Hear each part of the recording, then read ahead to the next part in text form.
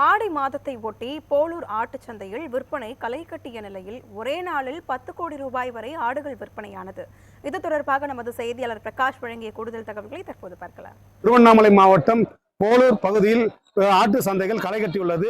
இந்த ஆடி மாதம் தொடங்கி இருப்பதால் விழா காலங்களில் ஆடுகள் மற்றும் கோழிகளை பலியிடுவதற்கும் காதணி விழாக்கள் மற்றும் குலதெய்வ வழிபாடு உள்ளிட்டவைகளுக்கு கறிவிருந்துகள் செய்வதற்காக கறிவிருந்துகள் அளிப்பதற்காக அதிக அளவில் ஆடுகள் தேவைப்படுவதால் திருவண்ணாமலை மாவட்டத்தில் உள்ள போளூர் ஆட்டு சந்தையில் தற்போது ஆடுகள் விற்பனை களை கட்டியுள்ளது.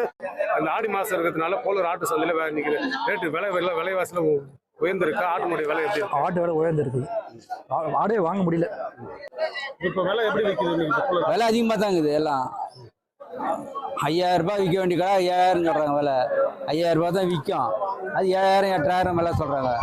கடை ஆடு விற்கல, அப்படியே தேங்குது. சாமிக்கு கடை குட்டி வாங்கலாம் வரணும், விலை கொஞ்சம் கூடுதலாக இருக்கு. போளூர் ஆட்டு சந்தைக்கு நீங்க வந்திருக்கீங்க, எங்கிருந்து வந்திருக்கீங்க? இங்க வந்து இப்போ ஆடுனுடைய விலை எப்படி விற்குது? விலை கம்மியாக தானே இருக்கு. ஆடி மாதம் சொல்லிட்டு ஆடு ஓட்டணும், விலையெல்லாம் கம்மியாக தான் இருக்கு. கொட்டாடு தான் விற்கிது, கடைலாம் விற்கல, அப்படியே தேங்கி நிற்கிது.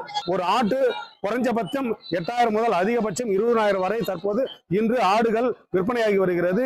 இதனால் ஆடு வளர்த்துள்ள ஆட்டு வியாபாரிகள் விலைகள் கூடுதல் விலைக்கு விற்பதால் ஆட்டு வியாபாரிகள் மகிழ்ச்சி அடைந்து உள்ளனர்.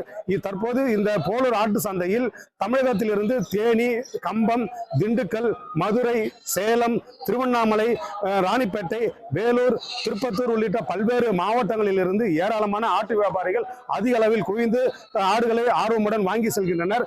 போளூர் ஆட்டு சந்தையில் இன்று மட்டும் குறைந்தபட்சம் 5 கோடி வரை தற்போது ஆடுகள் விற்பனையாகி வருகிறது. நியூஸ் 7 தமிழ் தொலைக்காட்சி செய்திகளுக்காக போளூரில் இருந்து செய்தியாளர் பிரகாஷ்.